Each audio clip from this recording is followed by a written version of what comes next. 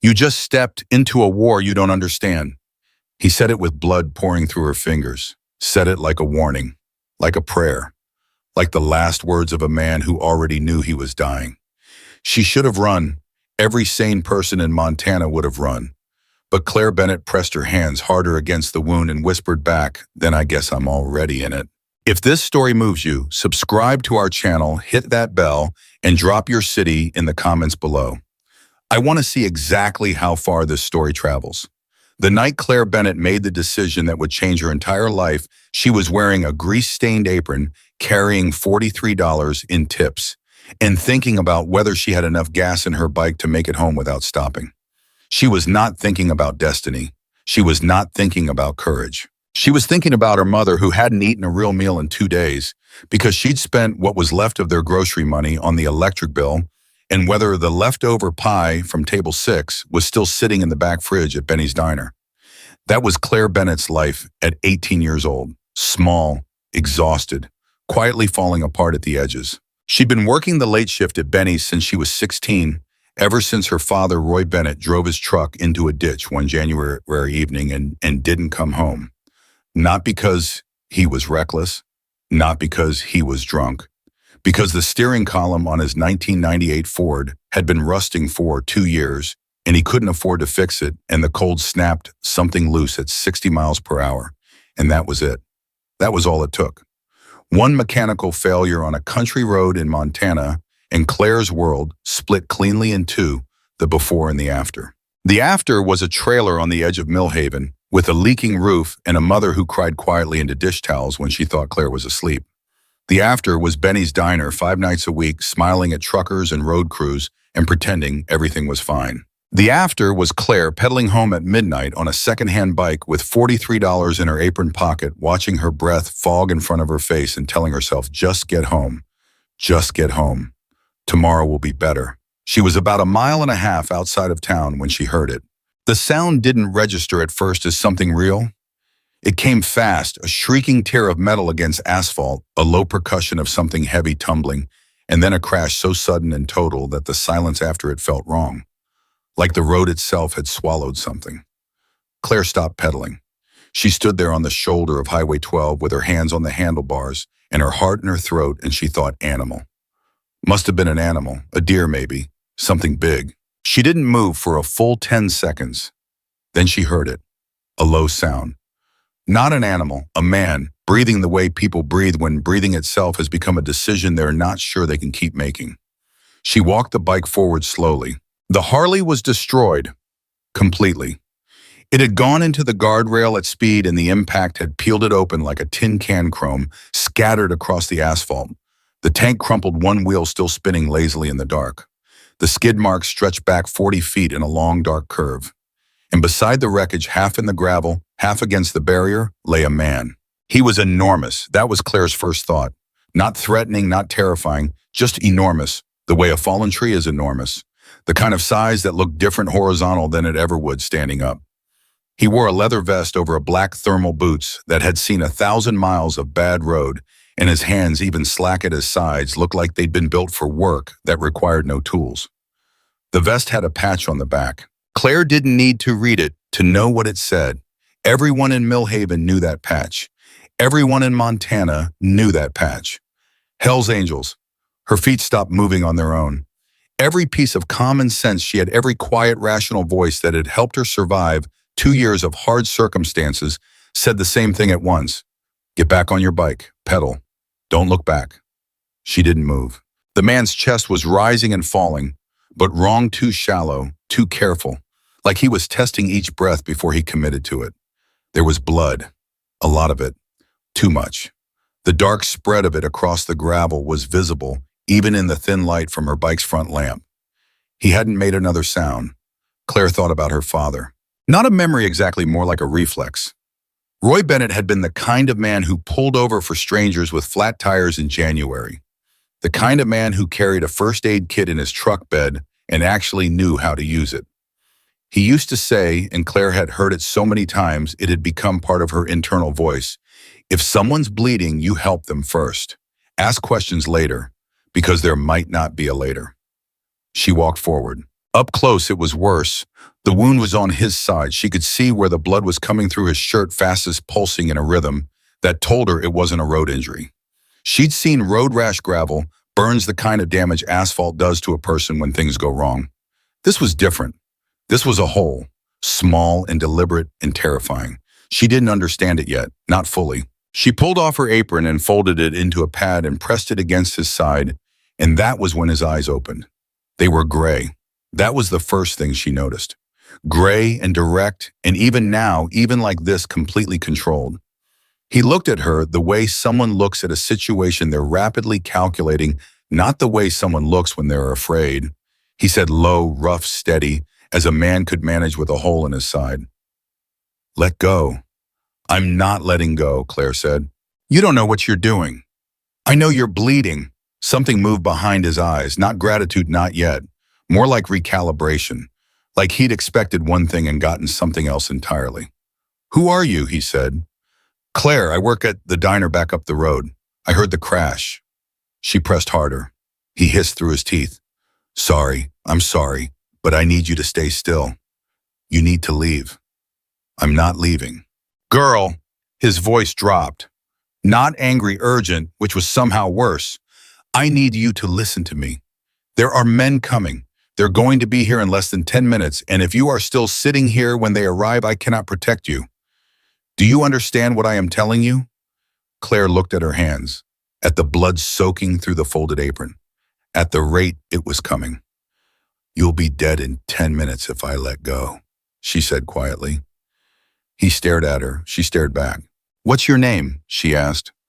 A pause, long enough that she thought he wasn't going to answer. "Graves," he said. "Ryder Graves." "Okay, Ryder. I'm Claire." She shifted her weight, kept the pressure steady.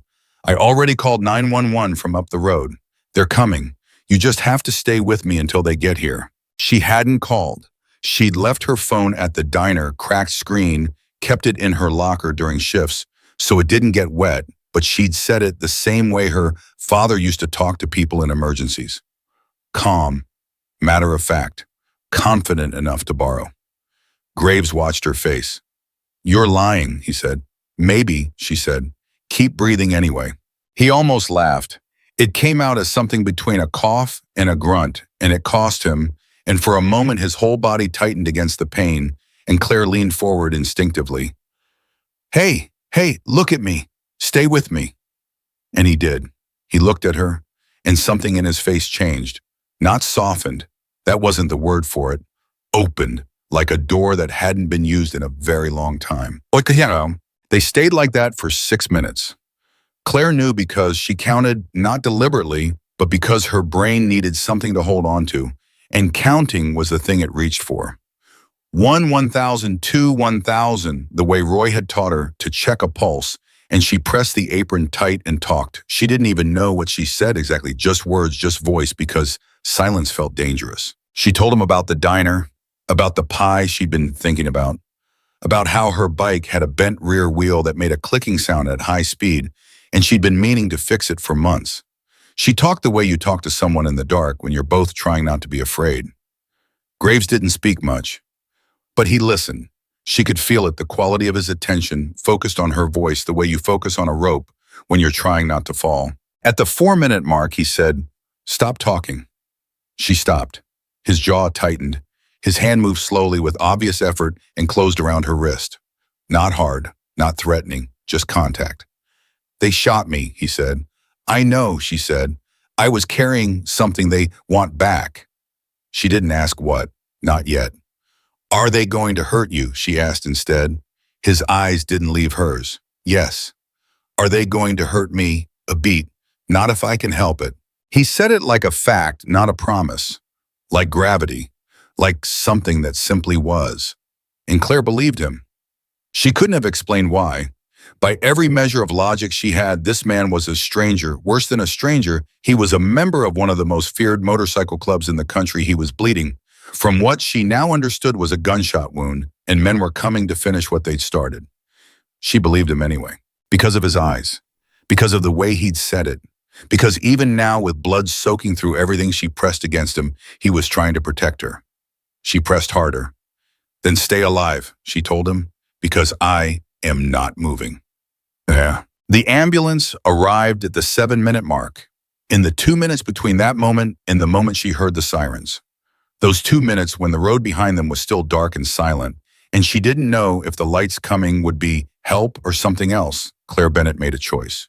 She didn't move. She stayed exactly where she was, hands pressed against a dying man's side, knees in gravel, apron soaked through. Afraid in the deepest, most physical way, the kind of afraid that lives in your stomach and makes your hands shake even when you order them not to, and she did not move. When the paramedics reached her, she had to be told twice to let go. The first responder, a woman named Darla, who had been running these roads for 11 years, looked at Claire's hands at the apron, at the gravel stains on her knees, and said, "You stayed with him?" "Yes." "How long?" "Oh, about 7 minutes." Darla looked at Graves, already being transferred to the gurney, already getting IVs, already disappearing into the controlled chaos of emergency response. 7 minutes, she said quietly, almost to herself. "Sweetheart, you might have just saved his life." Claire didn't feel like a hero. She felt cold. She felt her hands shaking now that they didn't have a purpose. She felt $43 in her apron pocket and the bent wheel clicking behind her and her mother at home who didn't know where she was. She felt her father's voice in her chest, warm and certain. "Ask questions later." "Say yeah." They wouldn't let her ride in the ambulance. She wasn't family, wasn't anything officially. Just a girl who'd stopped. Graves was conscious on the gurney. Barely, but conscious enough that when they loaded him, he turned his head and found her face in the dark. He said something. She was too far away to hear it.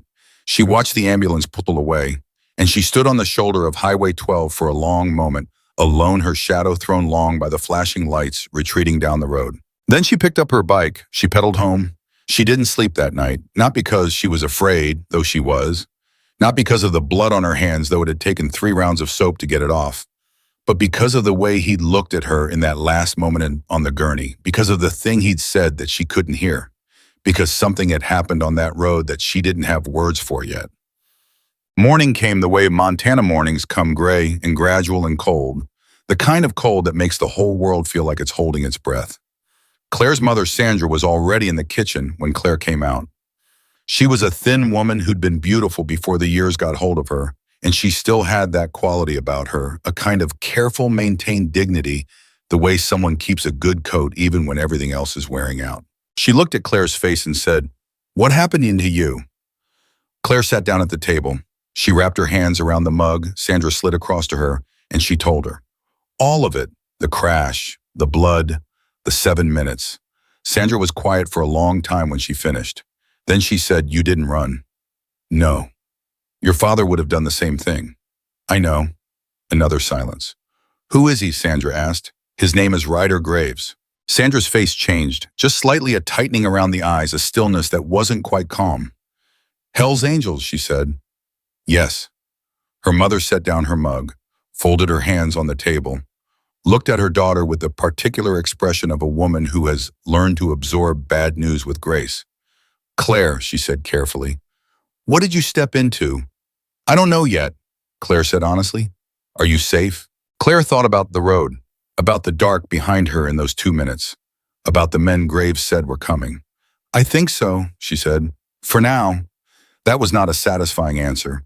Sandra reached across the table and squeezed her daughter's hand once hard. "For now," she repeated, and left it there. It was just after 9 in the morning when Claire heard the first engine. She thought it was a truck, a semi, maybe the rumble of something heavy on the highway. She was in the bathroom brushing her teeth and she didn't think about it.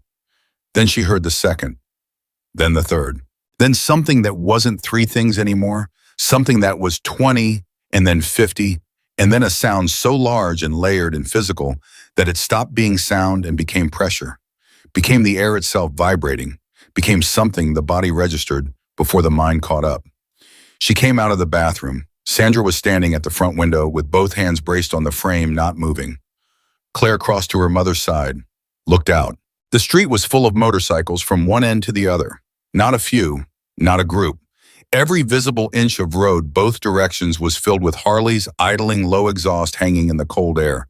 Hundreds of leather vests, hundreds of men sitting straight and still on their bikes. Claire counted without meaning to. Stop it when she got past 50, and understood that counting was pointless. How many? Her mother started. I don't know, Claire whispered.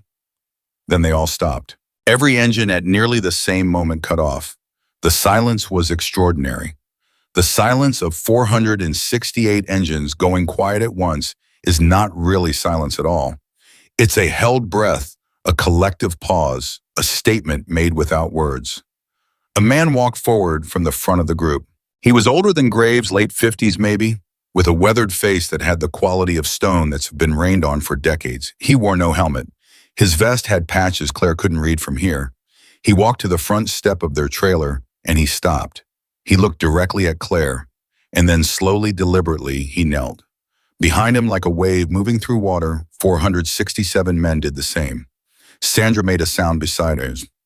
Not quite a word, something involuntary. Claire opened the front door. The man on her step looked up at her. His voice was low, clear, unhurried, the voice of a man who had never needed to raise it to be heard. My name is Kane Walker, he said. I am the president of the Montana Hells Angels Charter. He paused. You saved the life of one of our brothers last night. Claire said nothing. She was holding the door frame. She wasn't sure she could let go. There is a debt, Kane Walker said, and we pay our debts. He reached into his vest and produced a card, plain simple, a phone number handwritten on one side, and held it up to her. From this day forward, he said, you are family. Claire looked at the card. She looked at the street, at all those kneeling men in the cold morning air. She thought about $43 in tip money and a leaking roof and her mother crying into dish towels. She thought about a pair of gray eyes in the dark looking at her like she was something he hadn't expected to find. She stepped forward and took the card, and behind Kane Walker, 468 Hells Angels rose. What happened next, what those men did in the following 48 hours, quietly and without announcement, Claire would not fully understand until weeks later. The debts her mother had carried for 2 years, the ones that had made Sandra Bennett age 10 years and 18 months, the ones that arrived in envelopes she hid from her daughter, were paid, completely, overnight. The section of trailer roof that had been letting cold air in since October was repaired by men who arrived at 7 in the morning with tools and didn't leave until it was done. And in the county records office, a trust fund was registered in the name of Claire Ann Bennett, earmarked specifically for medical school. Because someone had heard her in those 7 minutes on the highway while she was talking to keep a dying man alive, mention almost to herself the way you mention a thing you've stopped believing in, I used to want to be a doctor. She hadn't known anyone was listening closely enough to remember it. But Ryder Graves had been, and even unconscious, even in surgery, even wired to machines in a hospital bed, he'd told someone. Because that was the kind of man Ryder Graves was, underneath everything the world had built on top of him. And because of what Claire Bennett did on a freezing highway at midnight, the world was about to find out. 3 days after the motorcycles left her street, Claire walked into Benny's diner for her shift and felt it the moment she crossed the threshold. The air had changed. Not the temperature, not the light, something underneath those things. The way people stopped mid-sentence when they saw her. The way her coworker Darcy turned back to the coffee machine just a half second too quickly. The way Benny himself, a man who had known Claire since she was 12 years old and used to sit at the counter doing homework, looked up from the register and then looked back down without saying good morning. She tied on her apron and said nothing. She lasted 4 hours before the first comment landed. It came from a regular named Doug Feeney, retired 60-something, sat at the same corner table every Tuesday, always ordered the same eggs. He'd watched her refill his coffee and then said it loudly enough for the whole room to hear. You know they're dangerous, right? Those people. Whatever they gave you, it ain't free. Nothing from men like that is ever free. Claire set the coffee pot down carefully. Good morning, Doug, she said, and walked back to the counter. She heard someone behind her murmur, biker girl, low enough that it could be denied if she called it out. She didn't call it out. She picked up a ticket and she went back to work. But she felt it follow her the rest of the day. That word, the way a town decides what you are and then repeats it until it becomes true whether you agree or not. Biker girl, like it was a verdict. Like the things she'd done on that highway was something she needed to answer for. She didn't tell her mother. Sandra was sleeping better since the debts disappeared. The lines around her eyes had eased in a way Claire hadn't seen in 2 years. She was eating full meals. She'd laughed twice in the last 3 days, Real laughs, the kind that reach the chest. Claire was not going to take that from her by coming home with the town's opinion on her shoulders. She carried it herself instead. That was something Roy Bennett had passed down too, though he'd never meant to the particular silence of people who protect others by absorbing things alone. The call came on a Thursday evening. She was at the trailer, heating soup on the stove when her phone rang. Unknown number. She almost didn't answer. The voice on the other end was a woman's, crisp, professional, a little cautious. "Is this Claire Bennett?" "Yes. My name is Margaret Holt. I'm a patient advocate at Millhaven General." A short pause. "Mr. Graves has been asking for you." Claire set down the spoon. "He's been asking for me specifically every day since he regained consciousness." Another pause, this one softer. "He's been insistent." Claire looked at the wall, at the soup she'd been heating, at her mother's coat hanging by the door. "When can I come?" she said. She went the next morning. The hospital corridor had that specific quality of quiet that hospitals always carry. Not peaceful, not calm, but pressurized, the kind of silence that knows what it's sitting next to. A nurse walked her to the room without small talk and stopped at the door and said, "He's been awake since 5. I'm not sure if that's a good sign or a bad one with this particular man." She said it without meanness, just accuracy. Claire knocked. "Come in." His voice was different than she'd expected. On the highway it had been rough with pain and urgency. This was his normal voice, lower, more settled, with a quality like gravel that had been worn smooth over time. Still not a soft voice, but a controlled one. He looked bad. She wouldn't have said that to him, but it was the truth. He was pale under the olive of his complexion, and the machines beside him created a rhythm that reminded her uncomfortably of how dependent his continuing to exist currently was on various pieces of equipment. His left side was heavily bandaged. His hands, which she'd noticed on the highway, were folded on the blanket in the careful way of someone who has learned not to make sudden movements. He looked at her when she came in. His eyes went to her face first, then her hands briefly, almost automatically, and then back to her face. "You're smaller than I remembered," he said. "You were pretty heavily focused on bleeding to death," she said. "Your depth perception was probably off." Something moved at the corner of his mouth. Not quite a smile, the suggestion of one. "Sit down," he said. She sat. For a moment, neither of them spoke. The machines kept their rhythm. Somewhere down the hall, someone was being paged. "The trust fund," she said finally. "What about it?" "I didn't ask for that." "No," he agreed. "I don't want anyone to think I—" "Claire." He said her name like a period, like a fact. "Nobody thinks anything about you except that you stayed when you should have run. That's all." He looked at the ceiling briefly, then back at her. "The fund was my call. Kane signed off on it. It's done. You told him I wanted to be a doctor.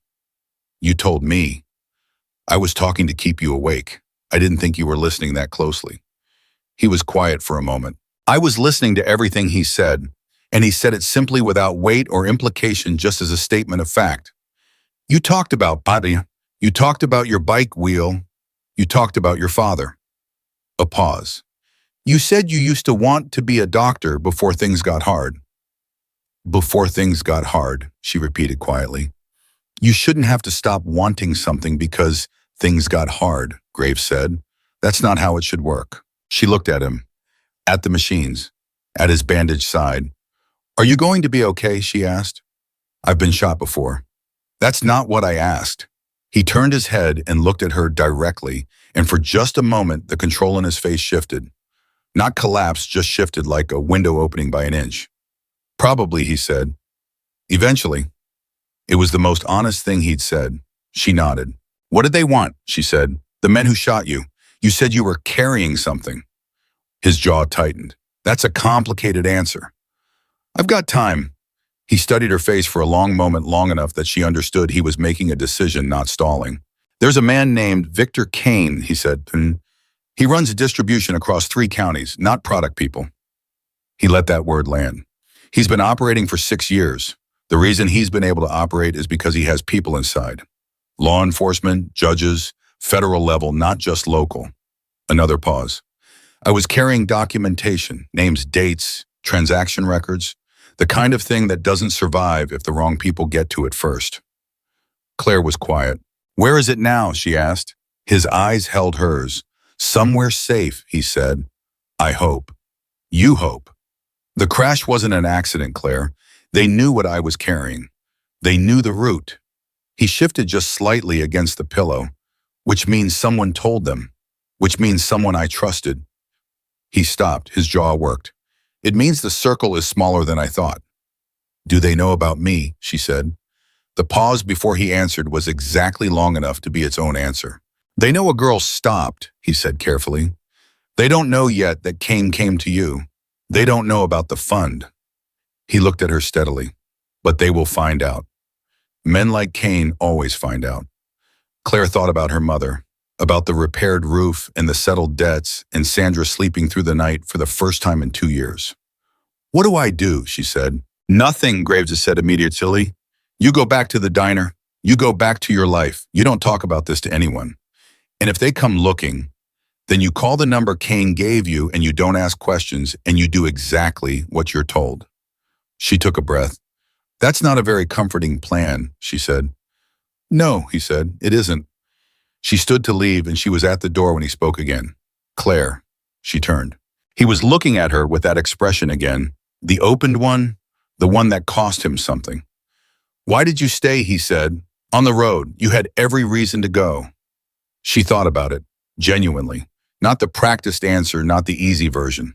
My dad told me that people in danger deserve help, whether they're convenient or not, she said finally. He said the only question that matters in those moments is whether you can do something, not whether you should, not whether it's safe. She looked at him. I could do something, so I stayed. Graves was quiet. Your father sounds like he was a good man, he said. He was the best man I ever knew, she said.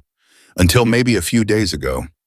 She left before he could respond. She was 3 steps down the corridor when she heard him from behind the closed door make a sound she almost didn't recognize.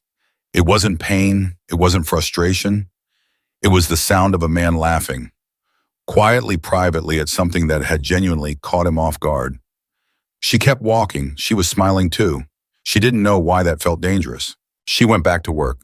She went back to the diner, to the coffee pot, to Doug Feeney's eggs and Darcy's carefully averted eyes and the whispered word that followed her between tables. She said nothing and she carried it and she told herself that Graves was right. She just had to go back to her life. That was the first week. The second week she noticed the car. It was a dark blue sedan, not remarkable in any specific way. The kind of car designed to not be noticed, and it was parked on the street outside the diner. Both days she worked that week. Same spot, different plates each time, which was the thing that finally snagged her attention, because a car parked in the same spot twice is nothing but a car parked in the same spot twice with different plates, is someone making an effort. She mentioned it to no one. She told herself it was coincidence. On Friday, she came out of the diner after her shift and the sedan was there again. She walked to her bike, she unlocked it. And then she stopped because the man in the driver's seat was looking at her. Not glancing, not accidentally making eye contact. Looking. The deliberate measuring look of someone taking inventory. She got on her bike and she rode home at a pace just controlled enough that it couldn't be called running. At the trailer, she sat on the edge of her bed and she took the card out of the drawer where she'd put it. Kane Walker's number, plain black ink on plain white card. She turned it over in her hands. She didn't call, not yet, because she was 18 years old and she had $43 in tip money and she hadn't survived 2 years of hard circumstances by panicking at things that hadn't happened yet. But she kept the card in her pocket from that day forward. She went to see Graves again the following Tuesday. He was sitting up when she came in, more color in his face. The machines, less the bandaging, reduced. He was reading something, a folded document that he turned face down on the blanket the moment she entered, a reflex so practiced she almost didn't catch it. Almost. You look better, she said. I feel worse, he said. Sitting up hurts more than lying down. Nobody told me that. Did you ask? I don't ask doctors things. They tell me things I don't want to hear. She sat. She pulled the card out of her pocket and set it on the blanket between them. He looked at it, then at her. There's a car, she said. Blue sedan, been parked outside the diner. Different plates each time. Graves went very still. How many times? 3 that I've seen. Did anyone approach you? No, but the man inside was watching me. He said a word under his breath, short controlled the compression of something much larger into something manageable. He reached to the bedside table and picked up his phone. I'm calling Kane, he said. It was not offered as a question. Okay, she said. He dialed. It rang twice.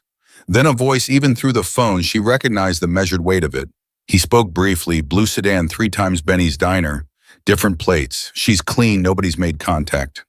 He listened, nodded once. Do it. He ended the call and looked at her. You're going to have company, he said. What kind of company? The quiet kind. You won't see them, but they'll see anyone who gets near you. She absorbed that. Someone from your club, she said. Yes. Watching me. Protecting you, he said.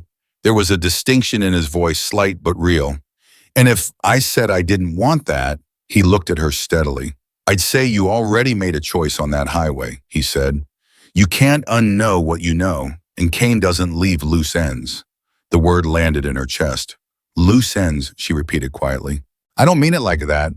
His voice shifted just slightly, just enough.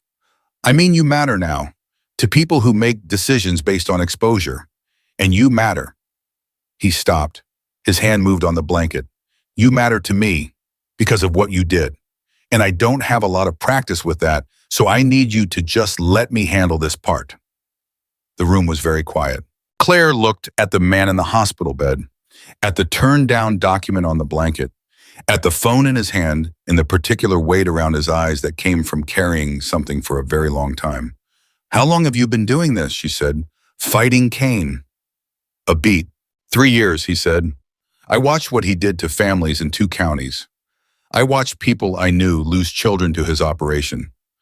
I started collecting information because no one else would, because the men who were supposed to stop him were on his payroll. He looked at the window. I didn't plan on getting shot on Highway 12. Nobody plans that. No, a pause. Nobody plans on a blonde girl with $43 in her apron deciding to stay either. She almost smiled. How do you know about the $43? Kane's men are thorough, he said simply. That's slightly terrifying. Yes, he agreed, it is. She stood. She picked the card off the blanket and put it back in her pocket. Graves watched her without speaking. At the door, she stopped. The document you turned over when I came in, she said. He said nothing. Is it the evidence you were carrying? A long pause. Part of it, he said. Is it safe here? For now, he said. She recognized the phrase. She'd used it herself with her mother days ago. For now. It was the honest answer when you didn't have a better one. When you were doing your best with what you had, when the thing you were protecting was too important to pretend you were certain. She nodded. Get better faster, she said. You're the only person who knows the whole picture. He looked at her in a way she couldn't fully read. So are you, he said quietly, more than you know. She walked out of the hospital into the cold Montana air, and she stood on the sidewalk, and she thought about that, more than you know. She thought about the sedan, about the plates, about Victor Kane's name said in a hospital room like a stone dropped into still water. She thought about what her father had said. Ask questions later. Later was here. The questions were already forming. And somewhere in Millhaven, a blue sedan with changing plates was parked outside a diner, where a girl in a grease-stained apron carried $43 in tips and a card in her pocket and more knowledge than anyone had meant for her to carry. The war Graves had warned her about wasn't coming. It was already there. She just hadn't understood yet what side she was standing on. The blue sedan disappeared on a Wednesday. Claire noticed its absence the way you notice a sound that's been running in the background. Suddenly stopped, not with relief, but with a new, sharper kind of alertness. Because a car that stops following you doesn't mean the following has stopped. It means whoever was watching decided they'd seen enough. She didn't say that to her mother. She said everything was fine and she made scrambled eggs and she sat at the kitchen table and ate them and thought about what Graves had told her, about Victor Kane, about the names in that document, about the word he'd used loose ends and the particular way his jaw had tightened before he'd corrected himself. She was still thinking about it when she got to the diner that morning and found Darcy waiting for her outside the back door with her arms crossed and an expression that sat somewhere between guilty and resolved. Benny wants to talk to you, Darcy said. Good morning to you too, Claire said. Claire? Darcy's voice dropped. She glanced behind her toward the window. Just go in ready. Okay, he's not in a good mood. Benny was standing behind the counter when she walked in. He was a big man who'd always seemed large in the comfortable way of people who fill space without meaning to threaten it. This morning he seemed different, tighter. He waited until she was close enough that he didn't have to raise his voice. I've been getting calls, he said. About me, she said. About the situation. He said the word like it had a bad taste. 3 of my regulars have told me they're going to start eating at the Highway Cafe if things don't normalize. Normalize, she repeated. You know what I mean. I really don't, Benny. Say it plainly. He had the decency to look uncomfortable. People are nervous, he said, about the association, about what it might mean for the diner. I've got families in here, Claire. It's not about you personally, it's entirely about me, she said. Her voice was even. You want me to quit? He didn't say yes. He didn't say no. He looked at the counter. That was worse than either. Give me to the end of the week, she said. I'll find something else. She walked to the back, she changed out of her jacket, and she worked the full 6-hour shift with the same steadiness she'd been applying to everything since that midnight on Highway 12. She refilled Doug Feeney's coffee. She smiled at the families Benny was worried about. She did not let a single thing show on her face. When she got home, she sat on the edge of her bed and she pressed her palms against her eyes, and she allowed herself exactly 4 minutes of falling apart, shoulders shaking, throat tight, the particular grief of a door closing that you needed to stay open. Then she took her hands down and breathed, and her phone rang. It was a number she didn't recognize. Not Kane's, not the hospital. She answered on the second ring. Miss Bennett. The voice was male, older, with a professional smoothness that immediately put her on guard. My name is Frank DeLuca. I'm a federal investigator. I'd like to speak with you about Ryder Graves. The air in the room changed. How did you get this number? She said. We've been monitoring the situation for some time, he said. I want to reassure you you're not in any trouble. We simply need to understand the nature of your relationship with Mr. Graves and with the Montana Charter. My relationship, she said carefully, is that I found an injured man on the side of a road and I helped him. That's all. Of course. A pause. Smooth, practiced. We'd still like to sit down with you, informally, in the next day or two. She thought about what Graves had said, about names on a document, about federal agents on payrolls. I'll have to think about it, she said. Of course. Take your time. Another pause. One more thing, Miss Bennett. For your own safety, I'd encourage you to distance yourself from that community. The situation is more complex than it may appear, and not everyone involved has your best interests at heart. He said it warmly. That was the thing that hit her. He said it with the exact right amount of gentle concern, the way someone sounds when they've practiced caring. Thank you for the call, she said, and she hung up. She sat with the phone in her hands. Then she dialed Kane Walker's number. He picked up on the first ring. I just got a call, she said. A man named Frank DeLuca said he's a federal investigator. Complete silence on the other end. Then Lowe controlled the kind of voice that only gets quieter when the stakes go up. Say that name again. Frank DeLuca. The silence this time was different. Waited. Where are you right now? Kane said. Home. Stay there. Lock the door. I'm sending someone to you within the hour. A pause. Claire, do not speak to that man again. Do not meet with him. Do not confirm or deny anything you know. Is he real? She said. Is he actually federal? He's real, Kane said.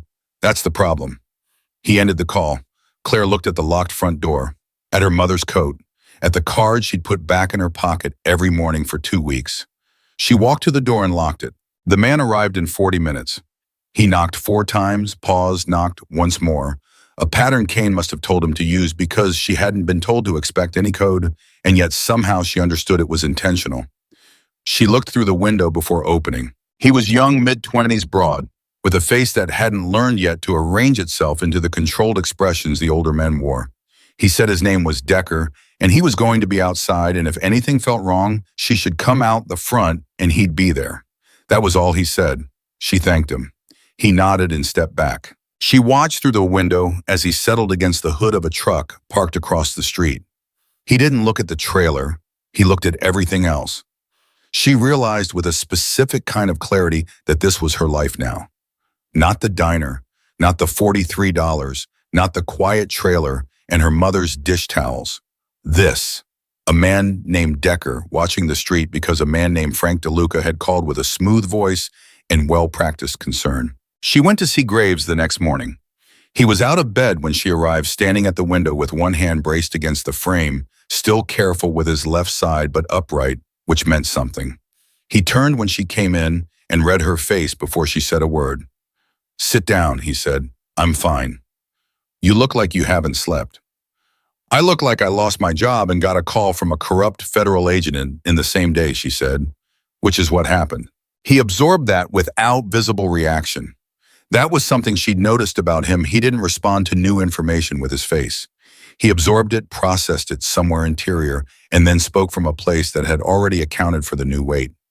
"Benny fired you," he said, effectively. "That's because someone leaned on him." She went still. "What?" "Kane's people. They don't come directly, not at first. They apply pressure sideways.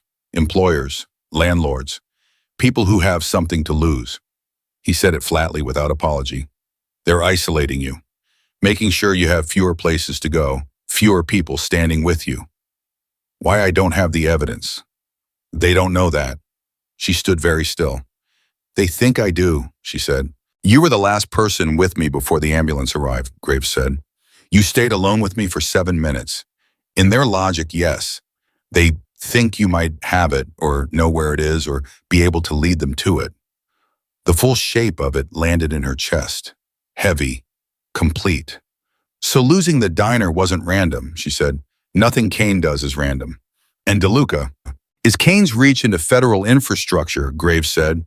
"He's been running interference for 6 years.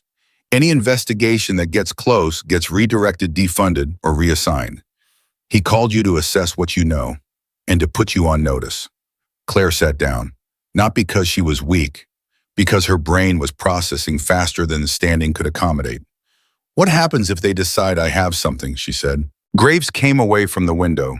He moved carefully, but he crossed to the chair across from her and sat down and looked at her directly with those gray eyes that didn't soften information, but somehow made it easier to receive. "That's not going to happen," he said. "You said that about the blue sedan. The sedan was surveillance. This is escalation. There's a difference, and it matters." He leaned forward slightly. "Kane is moving the charter into position. We've also made contact with 2 federal agents we have confirmed are clean outside DeLuca's reporting chain. The evidence is being packaged for a transfer." "How long?" "Days, maybe a week. And until then?"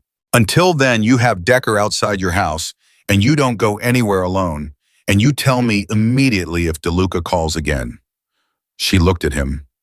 "Why are you telling me all of this?" she said. "You could have let Kane handle it. You could have kept me at the edge where I couldn't see the middle." He was quiet for a moment. "Because you're already in the middle," he said, "and I think you handle things better when you know the full shape of them." A pause. "Your father taught you that, didn't he? To look at what's actually there rather than what's comfortable." She didn't ask how he knew that. She talked for 7 minutes in the dark, and he'd been listening to everything. "Yes," she said. "Then look at what's actually there." He met her eyes. "Kane is dangerous. DeLuca is dangerous. But the evidence is real and it's complete. And when it reaches the right hands, this ends. I just need you to hold on until that happens." "Hold on," she repeated. "Stay visible. Stay calm. Don't give them a reason to move faster." "And my mother is safe," he said immediately. "We have people on the house." Claire processed that. "She doesn't know," she said. "No.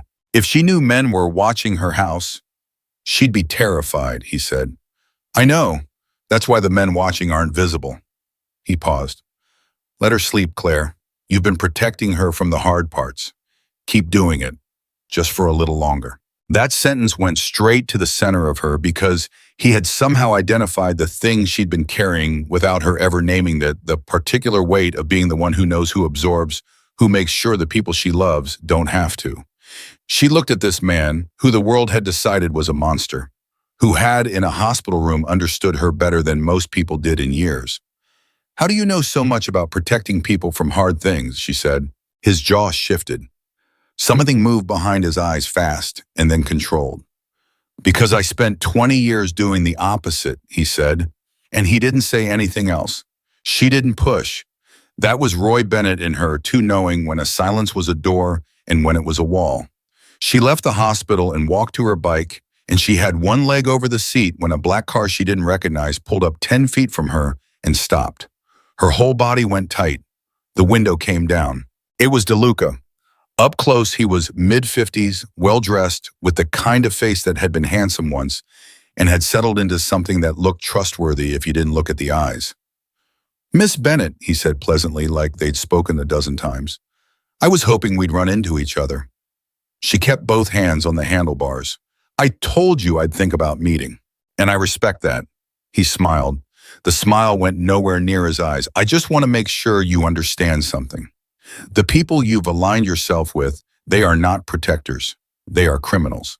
And when this is over, when the law finishes what it started, everyone connected to that organization is going to face scrutiny."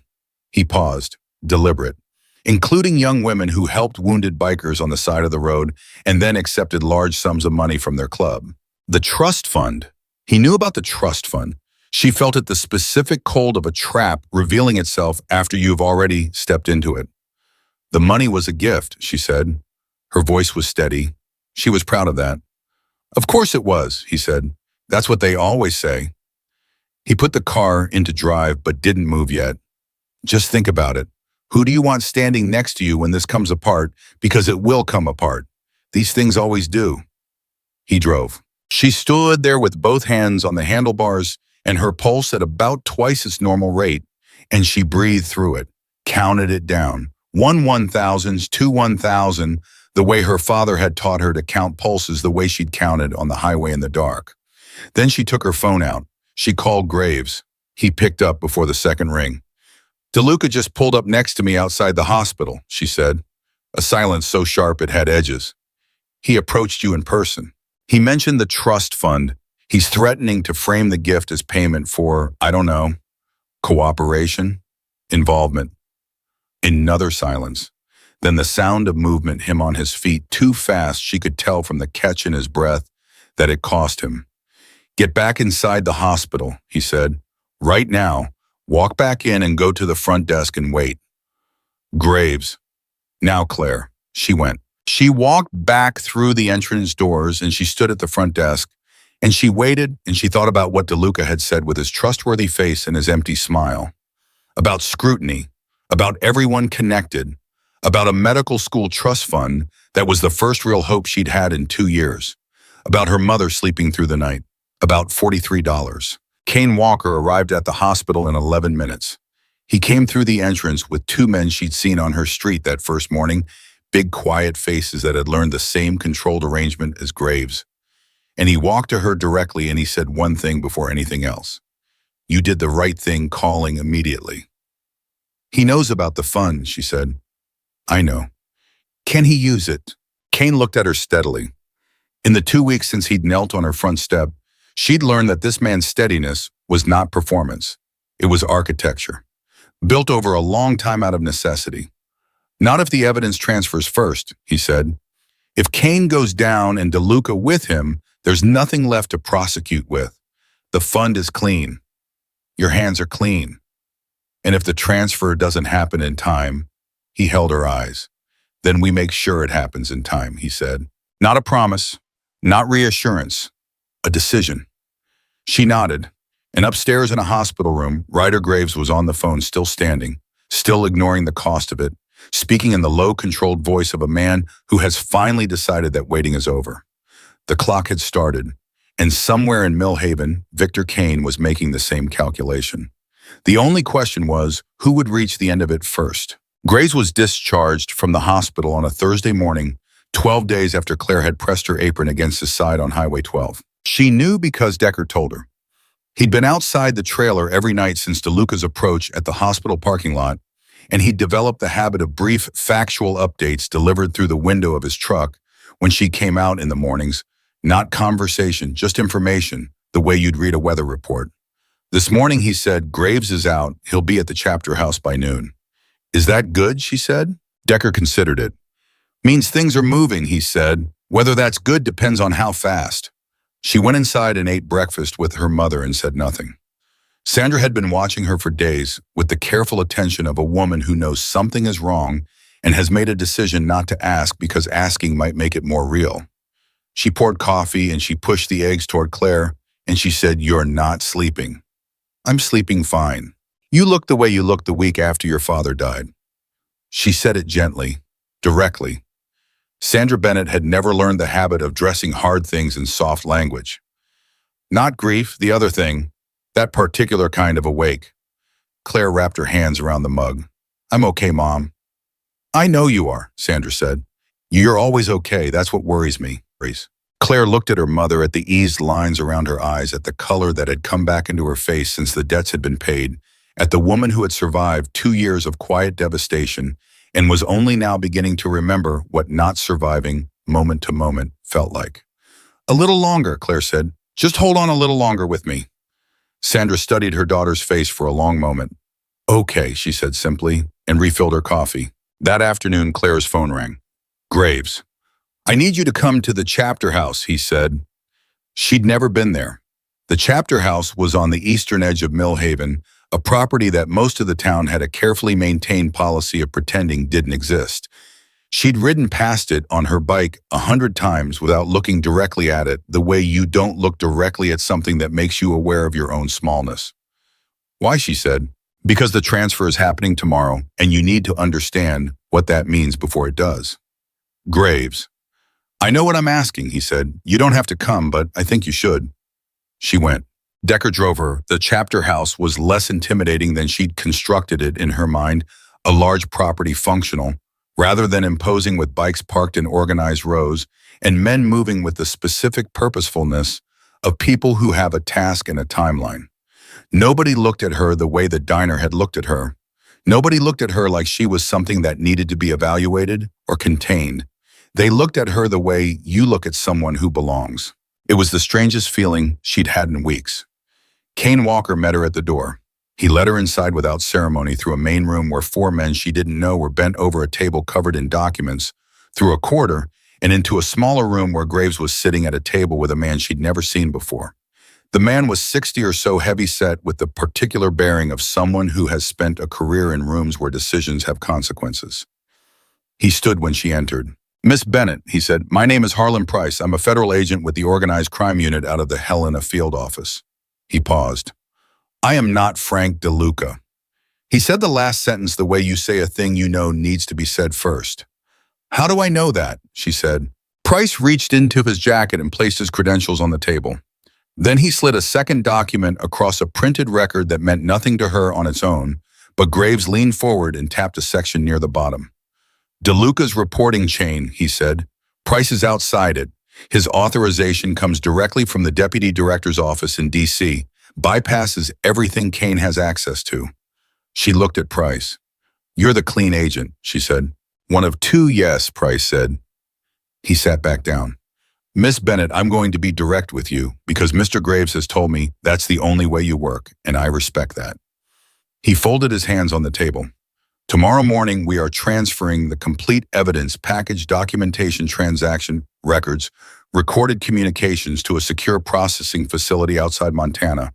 Once that transfer is complete, we begin simultaneous arrests. Kane, DeLuca, 14 other individuals across 3 counties." He paused. "It is a significant operation and it will work. But between now and tomorrow morning, there is a window." "A window," she said. "Kane knows something is moving. He doesn't know what or when. But men like him operate on instinct, and his instinct is currently telling him to act before the window closes." Price met her eyes. "We have reason to believe he's going to make a move tonight, possibly toward the evidence, possibly toward people he views as threats or witnesses." The room was very quiet. "Possibly toward me," she said. "Possibly," Price confirmed, "which is why I want you somewhere safe tonight. Specifically, I'd like you and your mother relocated to a secure location until the arrests are complete tomorrow." She looked at Graves. He was watching her with the careful expression she'd learned to read, not telling her what to think, just telling her he was there. "My mother doesn't know any of this," she said. I know, Price said. If I bring federal agents to the door and tell her she needs to leave her home tonight, she's going to know something is very wrong. Yes, Price said, she is. Claire sat with that for a moment. The weight of it, the end of the particular protection she'd been holding, the careful partition between what she knew and what her mother knew, the dish towels sleeping through the night. Tell me I can tell her the truth, Claire said. Price nodded. You can tell her everything. She exhaled. She looked at Graves one more time. Are you going to be safe tonight? She said. Something moved across his face, surprise quickly absorbed. That's not what you need to worry about, he said. I'm asking anyway. A pause. I'll be here, he said, with Kane in the charter. That's not a direct answer. No, he said, it isn't. She understood what that meant. She understood that tonight the chapter house was going to be a different kind of place than it was right now, and that the men in it were going to be doing something that required the kind of preparation happening in that front room over those covered tables. She stood up. Okay, she said to Price. Let me go get my mother. She told Sandra everything on the drive back to the trailer. All of it. Highway 12 Graves, the trust fund. DeLuca, the evidence, Victor Kane. She told it in order calmly, the way her father used to approach hard conversations, not softening it, not rushing it, just placing each piece down clearly and letting her mother pick it up and hold it before the next one came. Sandra listened without interrupting. When Claire finished, Sandra was quiet for a long time. Then she said, You've been carrying all of this alone. I was trying to protect you. I know. Sandra's voice was steady. That's your father in you, all the way down. She turned and looked at her daughter. You should have told me sooner. I know, Claire said. I'm sorry. Don't be sorry, just don't do it again. Sandra reached over and squeezed her hand once hard, the same gesture she'd used at the kitchen table weeks ago. Okay, what do we need to pack? Claire started crying. She didn't plan to. It arrived without announcement, the way relief sometimes does when it's been held back long enough. She pressed her hand over her mouth, and Sandra pulled her close and held her with the specific firmness of a mother who has needed to be the strength in the room and doesn't mind it. You did good, Sandra said quietly. You hear me? You did good. They were packed in 20 minutes. Decker drove them to a location 40 minutes outside Millhaven, a house owned by a charter member, clean and quiet, and staffed with 2 men Price had cleared personally. Sandra shook both men's hands when she arrived, looked them each in the eye and said, Thank you for keeping my daughter safe. Like she'd known them for years. Like she'd decided in the car ride over that fear was not a useful tool and had simply put it down. Claire watched her mother and thought, that's where I learned it. That particular form of choosing your footing. She called Graves at 9 that night. He picked up on the second ring. We're settled, she said. Good. His voice was different from the hospital alert in the way that precedes movement. Is it starting? She said. Intel says Kane's people are moving toward the evidence location, he said. We're in position. Be careful. A pause, long enough to mean something. Claire, his voice dropped into that lower register. Whatever happens tonight, you understand that none of this would be happening without what you did on that road. I pressed an apron against your side for 7 minutes, she said. That's everything, he said quietly. That's what started all of it. Because you stayed, I stayed. Because I stayed. He stopped. Just know that. She held the phone and she said nothing for a moment. Come back, she said finally. It was all she said, but he heard it for what it was. I'll try, he said. He ended the call. The night was the longest of Claire's life since the night her father didn't come home. She sat in a strange kitchen with her mother and a cup of tea she didn't drink, and she counted the hours the way she'd counted on the highway. 1,000, 2, 1,000. At 11:47, her phone rang. Unknown number. Her heart went to her throat. She answered. Miss Bennett? A voice she didn't recognize, rough, quick male. I work for Victor Kane. He'd like to speak with you directly. The floor dropped out from under her. She kept her voice absolutely flat. How did you get this number? Mr. Kane is very resourceful, the man said. He wants you to know that the situation tonight doesn't have to go badly. For you or your mother.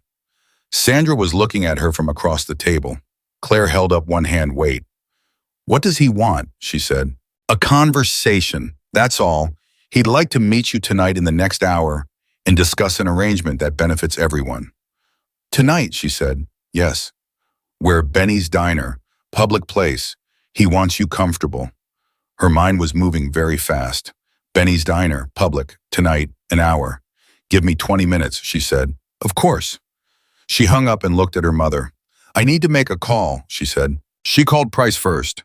He picked up immediately, and she told him word for word what had been said, and he was quiet for exactly 3 seconds, and then he said, do not go, under no circumstances. He said he'd leave me alone if I just talked to him. He's lying, Claire. He wants you in a location he controls, and he wants to know what you know before tonight ends. Do not go. She said, okay. She hung up. She sat for a moment, then she called Kane. Kane's people just called me, she said. They want a meeting. Benny's Diner. 1 hour. Kane was quiet. Price told you not to go, he said. It wasn't a question. Yes. He's right, Kane said. Another silence. But you're thinking about it, he said. She closed her eyes. If I go, she said slowly, and if your people and Price's people are watching the location, Kane comes out in the open, in public. You said yourself he works through layers. He never exposes himself directly. Claire, he's scared, she said. He's making this call because tonight is falling apart for him, and he's scared, and scared people make mistakes. If I'm in that diner, he comes in person. You know he will. You'd be using yourself as bait, Kane said. I'd be ending this tonight instead of hoping tomorrow goes right, she said. Price's transfer could fail. Something could go wrong. Kane could disappear for 6 months and rebuild, and my mother and I spend the next year watching our backs. A long silence. Graves is going to be furious, Kane said. Graves doesn't get a vote, she said. And then more quietly, tell him I said that. A sound on the other end that might, if she was generous, have been the older man almost smiling. I can have 6 men inside the diner before you arrive, he said. Plain clothes. Price can have his people on the perimeter. You'd never be alone. Okay, she said. Claire. His voice was different now. The architecture of his steadiness at full weight. If this goes wrong, it won't, she said, because she needed to say it, because she was Roy Bennett's daughter and Sandra Bennett's daughter, and she had pressed her hands against a wound in the dark and not moved, and she was not going to stop now. 20 minutes, she said. She looked at her mother. Sandra was already standing. You're going, Sandra said. Not a question. Yes. Is it safe? A beat. The honest answer. Safer than not going, Carl, Claire said. Sandra looked at her daughter for a long moment, at the face she knew better than her own. At the set of it, that particular quality of decided of already arrived at the hard place and still standing. Your father, Sandra said quietly, would have done the same exact thing. Claire kissed her mother's cheek. She walked out into the cold Montana night. And somewhere across Millhaven, Victor Kane was sitting in a booth at Benny's Diner, certain that an 18-year-old girl with nothing and no one was going to walk through that door alone and afraid. He had never been more wrong about anything in his life. Decker was already pulling the truck around. She got in. She kept her hands flat on her knees, and she breathed, and she did not let them shake. 1,000. 1,000. She was Roy Bennett's daughter. She knew how to stay. Benny's Diner at 11 at night looked exactly the way it always looked. After closing chairs up on most of the tables, the counter wiped down the coffee machine silent. Except the lights were on, and 3 of those chairs were not up. Decker pulled the truck to the curb and looked at her. 6 men inside, he sweated. Price has 4 on the perimeter. I'm going to be at the back entrance. He paused. You walk in, you find a seat, you let him talk. You don't agree to anything. You don't sign anything, you stall. I know, she said. Claire. He said her name the way the older men in the charter said it, not like she was young, not like she was fragile, like she was someone whose name meant something. Graves is going to lose his mind when he finds out. Then don't tell him until it's over, she said. She got out of the truck. She pushed open the door of Benny's Diner and she walked in. And the bell above the door rang the same way it always rang, and the smell was exactly the same, coffee and grease and the particular warmth of a place that feeds people for a living. And for one disorienting second, she was just Claire Bennett coming in for a shift apron in hand. Then she saw Victor Kane. He was not what she'd built in her mind. She'd constructed something monstrous, physically large, visibly threatening the kind of man whose danger announced itself. Victor Kane was none of those things. He was slight, well-dressed, with a pale, careful face, and the manner of someone who had attended good schools and remembered it. He was sitting in the corner booth, her booth, the one she'd cleaned 1,000 times, with his hands folded on the table and a cup of coffee in front of him that he hadn't touched. There was one man standing near the back wall. Large, still watching her, she counted the Kane's men without looking directly at any of them. 2 at the counter, 2 in the far booth, pretending to talk. One near the window, one she couldn't find yet, which meant he was behind her somewhere, which was the most reassuring position of all. She walked to Kane's booth and she sat down. He looked at her for a moment without speaking, assessing, the way Graves had assessed her on the highway, but different. Graves had been calculating whether she was a threat. Kane was calculating whether she was useful. "You're younger than I expected," he said finally. "You're less frightening than I expected," she said. Something shifted in his face, not anger, recalibration. He hadn't expected that either. "I'll take that as a compliment," he said. "It wasn't one," she said. He studied her for another moment. Then he picked up the coffee cup, considered it, set it back down. "You know why you're here," he said. "You want to know what Graves gave me."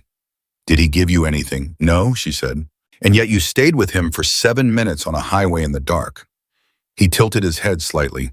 "You visited him multiple times in the hospital. You've been in contact with Kane Walker. You were present at the chapter house this afternoon." He paused.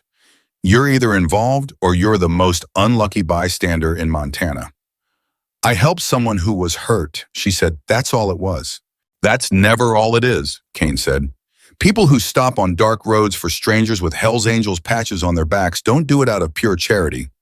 They do it because something in them recognizes something." He leaned forward slightly. "What did you recognize, Miss Bennett?" She looked at him directly. "A person worth saving," she said. The silence between them had weight. Then Kane said very quietly, "The evidence Graves collected. I need to know where it is." "I don't know where it is." "I think you do." "Then you're wrong," she said. "And I think you know you're wrong, which is why you're sitting in a diner at midnight talking to an 18-year-old waitress instead of doing whatever it is men like you normally do." His jaw tightened, barely visible, but there. "Men like me," he repeated. "You run people," she said, "not product. People." She kept her voice flat the way Graves had kept his voice flat on the highway controlled, because control was the only currency that mattered right now. "Graves told me what you do, what you've been doing for 6 years. Graves is a criminal with a romantic self-image," Kane said. "He's not a hero. Whatever he told you from a perspective that flatters him." "Maybe," she said, "but he's not the one who called me at a secure location to threaten my mother." The temperature in the room dropped. "That was not a threat," Kane said carefully. "It sounded like one. It was a reminder," he said, "that situations have consequences, that people who find themselves between 2 very large forces sometimes get damaged simply by proximity." He met her eyes. "I don't want to damage you, Miss Bennett. I genuinely don't. You're a young woman who made a compassionate choice on a highway and got pulled into something you didn't ask for. I respect that. I'd like to offer you a way out of it." He reached into his jacket. Her whole body went rigid. He placed an envelope on the table. "There's enough in there to cover 4 years of medical school," he said. "Wherever you want to go. No strings, no contact. You leave Millhaven, you don't testify, you don't speak to federal investigators, and this is over for you." She looked at the envelope. She thought about the trust fund, about $43 in tip money, about her mother's dish towels and the leaking roof, and how much easier everything could have been if money had just appeared 2 years ago when Roy Bennett's steering column gave out on a January road. She thought about Graves saying, "I watched people I knew lose children to his operation." She looked up from the envelope. "No," she said. Kane's expression didn't change. "Think carefully," he said. "I have," she said. "No." A beat. 2. 3. And then Kane nodded once slowly and said, "All right." He reached into his jacket again. This time it wasn't an envelope. Everything happened in the next 4 seconds. The man by the back wall moved. Kane's hand came up. Claire shoved backward out of the booth, and the 6 men who had been sitting at counters and in far booths were on their feet simultaneously, the room going from still to completely in motion with a speed that stole the air from her lungs. Someone grabbed her arm. She spun Kane's man. She recognized the face pulling her low and back toward the counter. She heard shouting. She heard the back door crash open. She heard Price's voice. The federal agent's controlled professional voice transformed into something sharp and absolute. Federal agents on the ground, hands get down now. Glass broke somewhere to her left. She pressed herself against the counter with the man from the charter in front of her, between her and the room, and she thought very clearly in the specific calm that arrives in the middle of chaos when you've already made your peace with the choice that led there. It's done. Whatever happens next, it's done. It took 40 seconds. 40 seconds from the moment Kane reached into his jacket to the moment the room went still, and the only sounds were breathing and the crackle of Price's radio. Kane was on the floor with his hands behind his back, the man from the back wall beside him, two other men she hadn't seen come through the rear entrance. Kane's not Price's, already restrained. Price was standing over Kane. He looked at Claire across the room.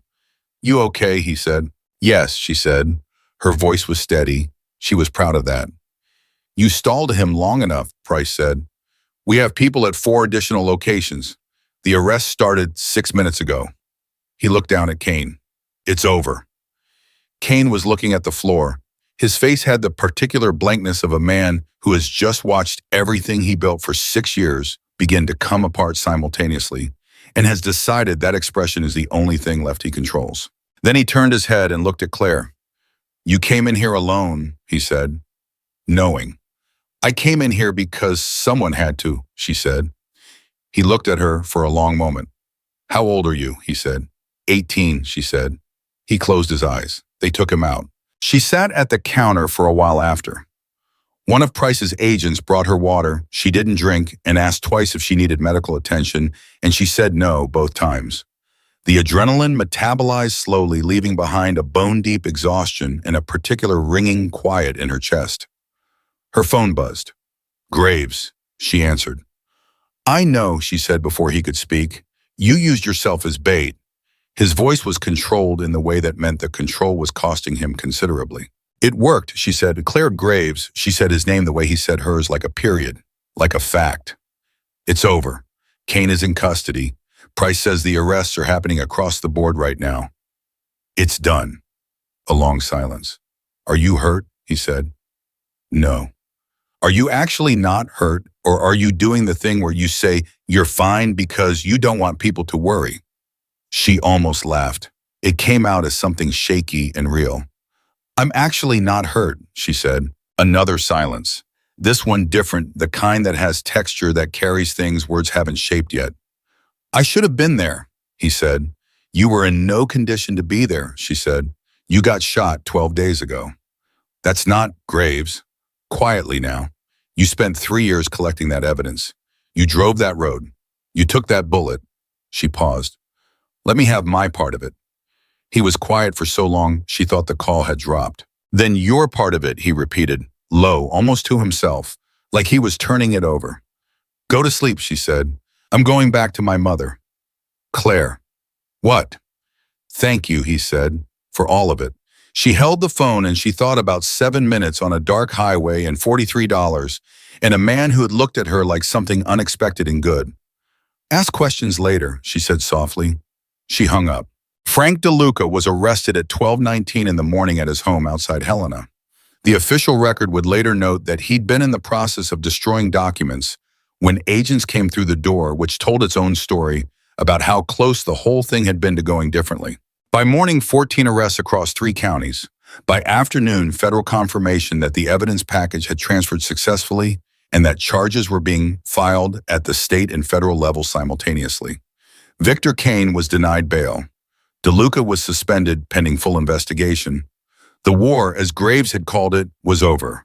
And then quietly and without announcement, he was gone. No call, no message through Kane. Decker showed up one morning to say he was being reassigned, and that was the last formal contact from the charter. Kane sent her a letter, actual paper, handwritten in the careful print of a man who chooses his words the way other men choose tools, that said, the trust fund was secure, that she was always family, and that some men needed time to become who they were trying to be. She understood. She didn't like it, but she understood. She applied to 3 pre-med programs in the fall. She was accepted to all 3. She chose the University of Montana because Sandra was there, because Montana was home, because Roy Bennett was buried 20 minutes from the campus, and she wanted to be able to visit him on the hard days. She worked 2 jobs through undergrad. She maintained a 3.9 GPA. She called Kane once a year on the same day the anniversary of Highway 12, and he always picked up, and they always talked briefly, and he never mentioned Graves, and she never asked. Medical school was harder than anything she'd done, except the years after her father died, and those 2 things were hard in different ways. One was the heart of loss, the other was the heart of becoming. She learned the difference between them, and she used both. She became a trauma surgeon, not because of that night on the highway, or not only because of it, because of her father who'd carried a first aid kit in his truck bed, because of her mother who'd chosen footing over fear in a car ride to a safe house, because of every shift at Benny's Diner where she'd watched people need things and had found a way to provide them. The highway just showed her she could do it when the cost was real. She was 31 years old when she finished her residency. She was on staff at Millhaven General, the same hospital where she'd walked corridors counting her own breath, the same place where she'd sat across from Ryder Graves in a room that smelled like antiseptic and careful honesty. She was 31 years old and exhausted in the good way, and walking out of the hospital after a 12-hour shift on a night when the weather had turned cold, and the first suggestion of winter was in the air. She heard the engines before she saw the lights. She stopped walking. The sound came from the street in front of the hospital, low-layered the particular pressure of many engines that she hadn't heard in 13 years, but recognized instantly the way you recognize a voice from childhood, even after decades. She walked to the edge of the sidewalk. The motorcycles filled the street in both directions. Harley's idling exhaust rising in the cold air, leather vests and the quiet of 468 men who had chosen not to speak. She pressed her hand over her mouth. At the front of the formation, a single man stood with his bike beside him rather than astride it. He was walking toward her. Older than she remembered, there was gray at his temples and more lines in his face and the scar along his left side that she knew was there, even though she couldn't see it. He walked carefully, but he walked without hesitation. He was wearing a clean black jacket, no weapons, no leather vest. Just a man who had decided to show up as the version of himself he'd been trying to build for 13 years. He stopped in front of her. In his hands, held with a care that seemed almost out of proportion to the object itself, was a bundle of folded fabric. She recognized the gray of it before she could fully process what she was seeing. Her old hoodie, the one she'd been wearing that night, the one she'd stripped off at some point and left at the scene or in the ambulance, she'd never known which. Stained and old and kept for over a decade by a man who was not supposed to be the kind of man who kept things. He held it out to her. She looked at it, then at his face, then at the street full of men who had knelt in front of her trailer 13 years ago and risen as something different. "You kept it," she said. "I kept it," he said, "for 13 years. For 13 years. She took the hoodie out of his hands. It was lighter than she remembered, smaller. The way things from childhood always are when you return to them, not because they've changed, but because you have. She held it against her chest. "You said you'd come back when you became someone worth knowing," she said. "I remember." "Are you," she said, "worth knowing?" He looked at her, those gray eyes that she'd seen first in the dark of a highway that she'd watched open and close over the span of 7 minutes that had rearranged the entire trajectory of her life. "I've been working on it," he said. "I'm not done, but I thought—" He stopped, started again. "I thought you deserved to see the progress." She laughed. It came out full and real, and she pressed the hoodie harder against her chest, and she laughed, and he watched her with the expression she'd never had a word for, until right now, the look of a man who cannot believe this particular thing is real and is deciding to believe it anyway. Behind them, 468 Hells Angels removed their helmets in a single motion. No instruction, no signal, just the synchronized movement of men who had learned something from a girl on a highway 13 years ago and had been carrying it with them ever since. The silence that followed was not the absence of sound. It was the presence of something larger. The weight of years of choices of the particular alchemy that happens when one person decides that someone bleeding in the dark is worth stopping for. And that decision moves through the world like a stone dropped in still water. Rings expanding outward in every direction, reaching people and places and moments that the person who dropped the stone will never fully see. Claire Bennett looked at Ryder Graves. She thought about $43 and a bent bicycle wheel and a father who carried a first aid kit and told her to help first and ask questions later. She thought about 7 minutes. She reached out and took his hand. Then let's keep working on it, she said, together. And that was that. Not a fairy tale ending, not perfect, not clean, not without the weight of everything it had taken to arrive here. But real, solid, the kind of ending that is actually a beginning, the kind that two people build together out of the material of who they've each become. Roy Bennett had taught his daughter one thing above all others, that compassion was not a feeling. It was a choice, made in the dark, made when it was inconvenient, made when the cost was real and the outcome was uncertain, and every sensible voice was telling him you to go. Claire had made that choice at 18 on a midnight highway in Montana, and the world in its slow and imperfect way had answered her back.